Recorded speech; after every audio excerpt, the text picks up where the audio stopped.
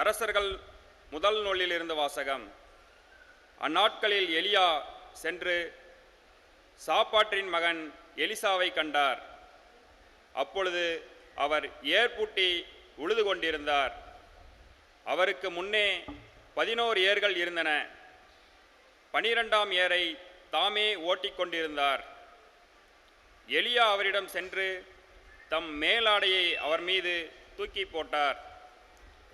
Elisha அவரை கடந்து செல்கையில் ஏர் மாடுகளை விட்டுவிட்டு எலியாவிடம் ஓடி வந்து, நான் என் தாய் தந்தையிடம் விடைபெற்று வர அனுமதி தாரும், அதன் பின் உம்மை பின் செல்வேன் என்றார்.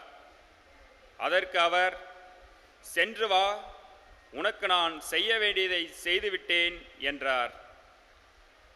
எலிசா எலியாவை விட்டுவிட்டு திரும்பி வந்து ஏர் மாடுகளை பிடித்து அடித்து தாம் உழுத கலப்பைக்கு நெருப்பு மூட்டி அம்மாட்டு இறைச்சியை சமைத்து மக்களுக்கு பரிமாற அவர்களும் அதை உண்டனர்.